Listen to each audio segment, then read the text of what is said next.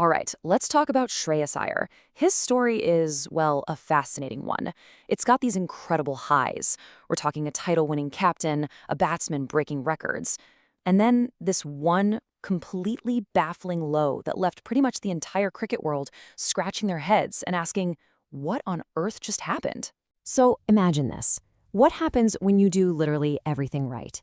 You lead your team to a final, you're scoring runs like it's nobody's business, and you still get told no thanks.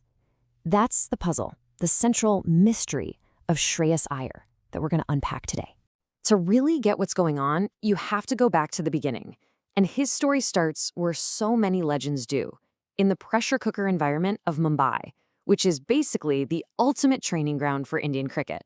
You know, right from the jump, Iyer was seen as more than just a talented batsman. When you get handed the captaincy of the national under-19 team, that's a huge deal. It's the system saying, we don't just see a player here, we see a future leader. And man, did he back up that hype almost immediately. Making a Ranji Trophy debut for a team like Mumbai, the pressure is just immense. To walk out there and smash 173, that's not just talent, that is a massive statement. He wasn't just knocking on the door, he was kicking it right off its hinges. So all this early promise, it flowed directly into his professional T20 career. But in the IPL, his story is about so much more than just hitting boundaries. It's really about this unique knack he has for leadership, for taking over a team and completely changing its fortunes. You start to see a pretty clear pattern emerge here, right? He doesn't just play for teams, he ends up leading them. He takes a Delhi side that was kind of struggling and gets them to their first final ever. Then he moves to Kolkata, captains them to a championship. And then he joins Punjab and, you guessed it, takes them to the final. 3 different teams, 3 finals. It's just undeniable. Just let that sink in for a second.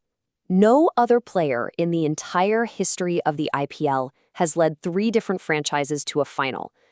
In a league that is all about high pressure and constant change, that kind of consistent leadership isn't just a fun fact, it's genuinely historic.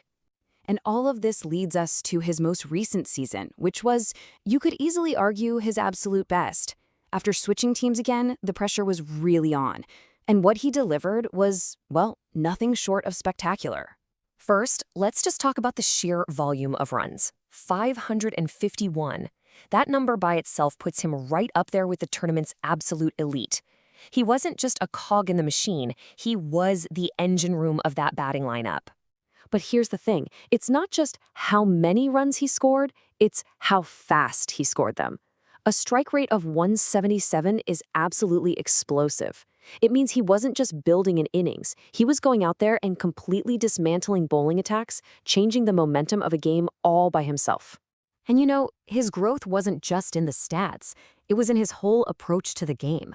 But hey, you don't have to take my word for it.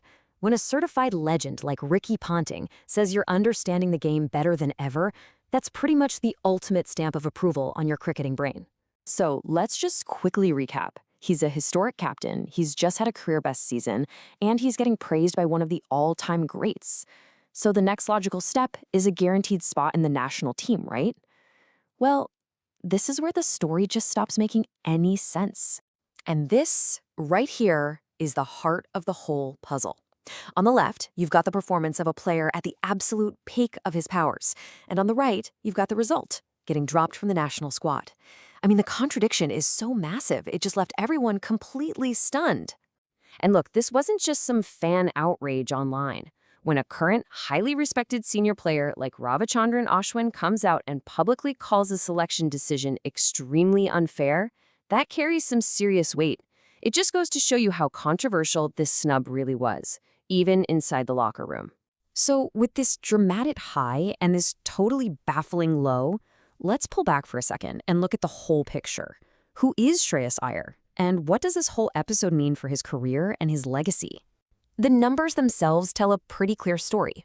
This is a versatile and really consistent performer. He's got a Test century on debut, an absolutely fantastic ODI average of nearly 50, plus solid international T20 stats, and that 2025 IPL season averaging 50 at that insane strike rate. This isn't a fluke, this is a proven player at the highest levels across every format. And, you know, off the field, the success continues.